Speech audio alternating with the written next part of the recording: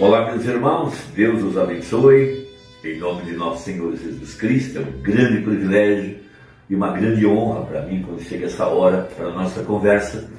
E hoje eu quero continuar meditando na mensagem A Palavra Falada é a Semente Original, parte 2, a pregada à noite pelo profeta, e sustentá-la com Tiago a respeito da entrada da palavra para dentro da nossa alma. O profeta abre um grande mistério da concepção da palavra falada. Como é que isso funciona?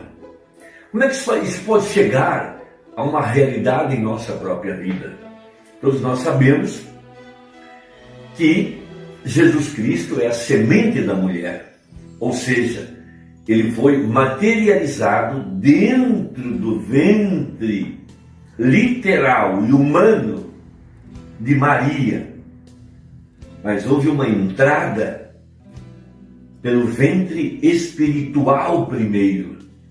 Veja, o lugar por onde a palavra entrou, por onde a palavra foi aceita, por onde a fé foi o canal para qual a palavra, ou pela qual a palavra pôde entrar para dentro de Maria. Isso é um grande mistério.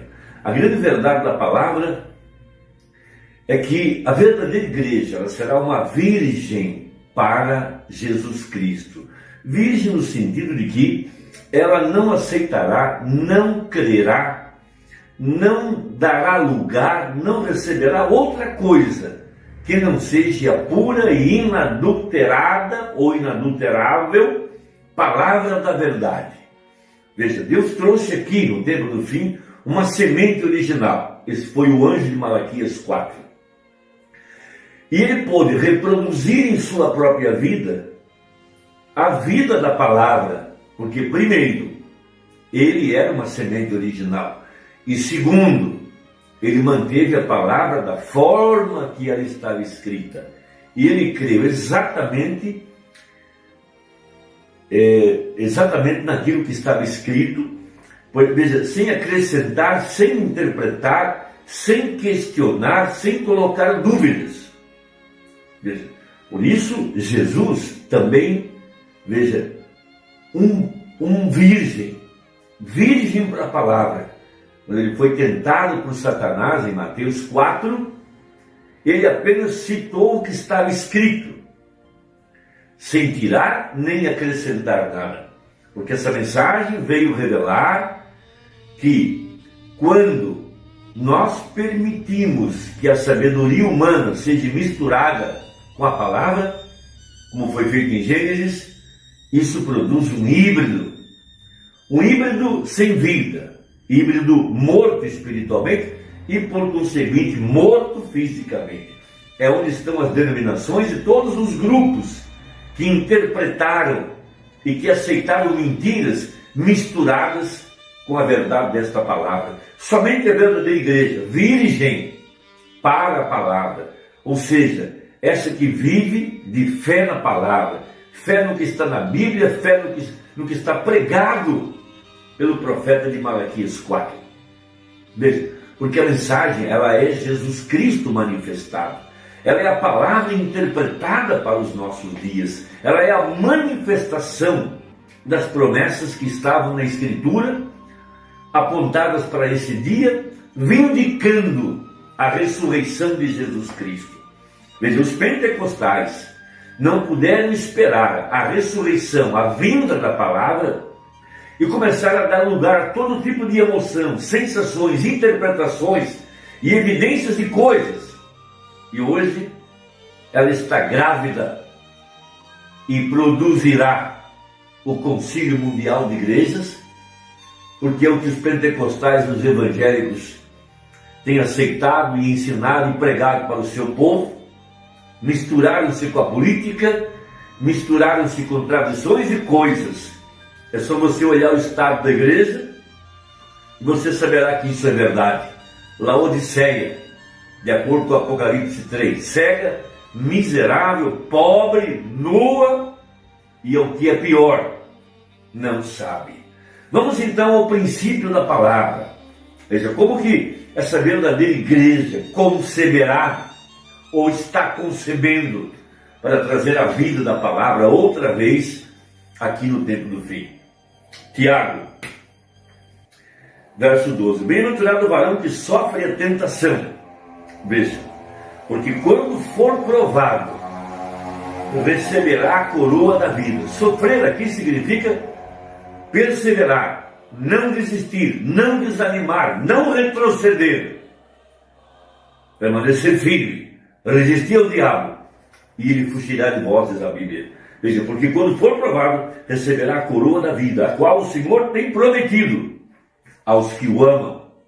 Veja, o amor daqueles que têm prazer na palavra, prazer em fazer a sua vontade, tem prazer em anunciar a verdade, tem prazer em trazer à luz a verdade dessa mensagem, a revelação do mistério da encarnação da palavra, os 7 trovões que revelaram a sua segunda vinda, a manifestação do Filho do Homem. Veja, ninguém sendo tentado diga, de Deus sou tentado, porque Deus não pode ser tentado pelo mal, e a ninguém tenta. Mas cada um é tentado quando atraído e engodado pela sua própria concupiscência. Depois, havendo a concupiscência concebido, dá à luz o pecado, e o pecado sendo consumado gera a morte. Então há uma porta de entrada, primeiro, o que o profeta chamou de o primeiro ventre. Logo depois vem a concepção, quando aquilo se materializa. Em se tratando dessa grande promessa da palavra falada, veja, filhos criados, feitos, somos feitura sua, criados em Cristo Jesus, para trazer a palavra outra vez aqui no tempo do fim. Por isso ele prega a mensagem, a palavra falada é a semente original, para trazer o Filho prometido, de acordo com Apocalipse 12, Gênesis 3,15 e demais escrituras. Parágrafo 79, diz o mensageiro. Agora, vamos voltar agora e subir novamente e descer para algo. Você recorda a respeito de que foi o culto do último domingo? O portão para a alma? Todos nós sabemos que o homem de fora é composto de 5 sentidos. Veja, o nosso homem interior, nosso espírito, também tem 5 sentidos. Mas aí vem a alma. E ela só tem uma avenida. Chama-se livre-arbítrio. E esse livre-arbítrio é controlado pela fé na palavra ou dúvida na palavra. Então veja, agora há um ventre no físico e há um ventre para o espírito. Você crê nisto? Há um ventre espiritual e um ventre físico. Por isso Tiago usa a expressão conceber. Conceber.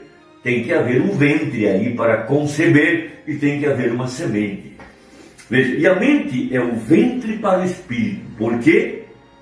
Agora recordem, eu lhes disse no último domingo e desenhei isso para vocês, as 5 sentidos pelos quais essa semente externa entra: visão, paladar, tato, olfato e audição. E 5 do lado de dentro: consciência, afeto, imaginação, razão e memória. Esses sentidos controlam o homem interior. Agora veja, verso 80, citando um exemplo. É assim que o adultério, é assim que é cometido o adultério espiritual, quando você, conhecendo melhor a palavra de Deus, através das comunicações das mentes, toma uma mentira do diabo contra a palavra de Deus. Isto é exatamente o que ela fez. Primeiro, através da comunicação espiritual que veio através de crer na mentira de Satanás, no ventre de sua mente, aquilo poluiu sua alma e colocou a morte na alma.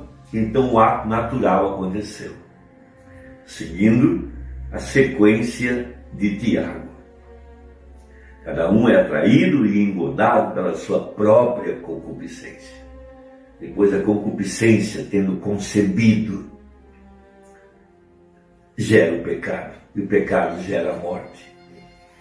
Por isso a Bíblia fala que a fé vem pelo ouvir e ouvir a sua palavra. Então veja, é assim que o adultério é cometido. Então, Essa é a única maneira pela qual uma mulher pode alguma vez cometer adultério contra seu marido. É primeiro permitindo que algum homem fale com ela sobre isso, e então recebendo outro homem que não seja seu marido. Então ela está cometendo adultério. Quando a noiva de Jesus Cristo deixa os credos e dogmas feitos pelo homem tomar o lugar da palavra de Deus, ela está cometendo adultério. Não disse Jesus? Quem olhar para uma mulher já cometeu adultério com ela em seu coração. Olhar para uma mulher e cobiçá-la já cometeu adultério com ela em seu coração. Por quê? Ele permitiu que isso entrasse em sua mente. Esse é o ventre. E ele começa a mover as coisas. Veja, Satanás entra. Fomos semeados com a palavra. Veja, um dia, veja, trarei vida sobre a terra. Reencherei a terra. O que ela falhou em fazer? Maria fez. Ela tomou a palavra. Eva tomou a mentira de Satanás. Maria tomou a palavra de Deus. E através da semente de Maria, encheu a terra novamente através de sua noiva, através da palavra, e trará o milênio.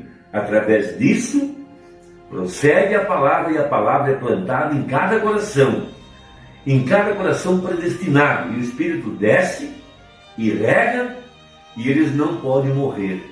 Abre aspas, eu ressuscitarei novamente nos últimos dias. O que foi isso? A mente é o útero para o espírito. O quê? Para fazer entrar ou deixar sair. É assim que eles cometem adultério.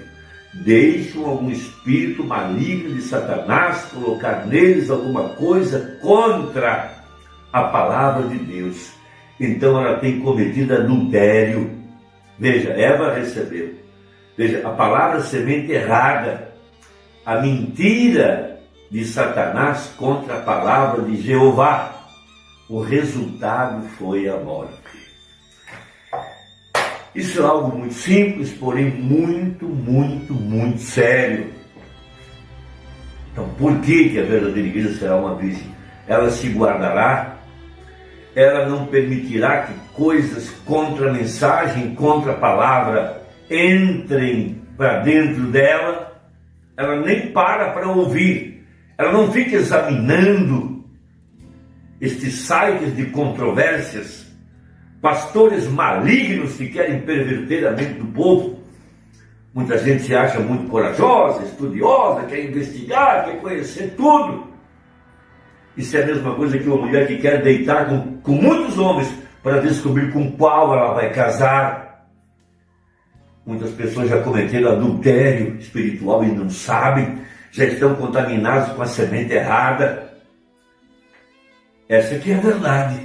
Quando você concebe a palavra, a palavra está em seu coração, você crê que é a verdade, lhe foi revelado, confirmado pela palavra, confirmado pelas evidências, confirmado pelo Espírito, você entra num descanso e você recebe o poderoso Espírito Santo, confirmando a verdade.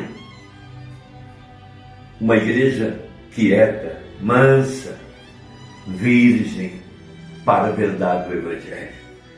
Deus te abençoe. Medite nisso. Até a próxima, se Deus quiser. Deixa aí o seu comentário, veja se a inscrição está ativa. Até a próxima, se Deus quiser, em nome de Jesus. Amém.